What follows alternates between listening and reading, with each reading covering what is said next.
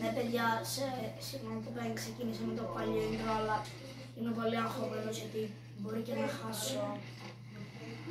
Ναι, σε αυτό το βίντεο παίζουμε Fortnite όπως είδατε. Και πρέπει να βγω επιβιβόντως ή αλλιώς την έχω κάτσει. Chest πάνω. Ωραία, εδώ chest. Λες να έχεις έστω και μπάντζις. Όχι, φίλε. Όχι, φίλε. Που είχα κάνει. Νάτια! Επιτέλους τα βρήκα. Εδώ που είχα κάνει. Και για πιο συντομία.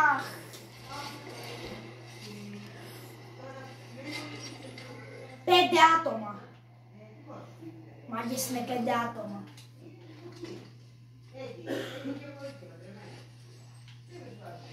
Μπάντζις πολλά. Θα κρατήσουμε τα μπάντζις, νομίζω, για να έχω ένα χιλάρο. Αλλά ρε φίλε, αυτό μπορεί να με σώσει τώρα, τι να κάνω. Ωραία, κρατάω μπάντζις. 4 άτομα. Ναι, παιδιά, το πιο κοντινό μου σε αυτή τη season ήταν 1v1. Μαζί μου ο κάμεραμαν για σήμερα, επειδή λείπει, με βγάζει ο Αριστοτέλης. Παραπιπτόντως, κάντε τον και σε αυτόν subscribe στο Σάββος του Ναζίρης. Ναι, cringe. Ναι. Αυτός είναι πολύ cringe. Αυτή βασικά η Harley Quinn.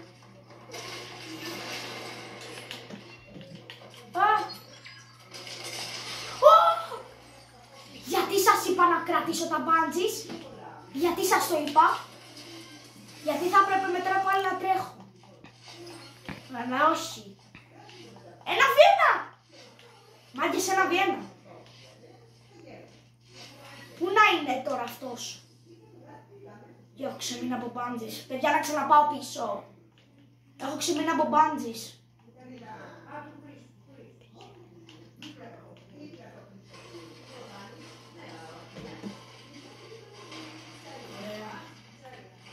Πάω πίσω. Βασικά δεν έχω άλλη επιλογή, δεν μπορώ να πάω. Πρέπει να τον πολεμήσω. Να τελειώνει αυτό το μάτσο. Έχω κάνει 12 kills. Και πρέπει να γεμίσω τις σφαίρες μου στο σώμα. Πού είναι? Πού είσαι? Εμφανίσου. Ξέρεις ότι θα σε βρω. Δεν έχει μείνει πολύ χώρο στο χάρτη. Νάτος!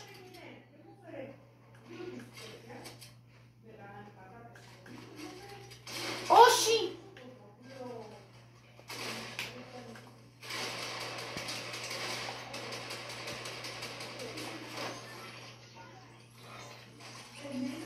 Τι ήταν αυτό τώρα?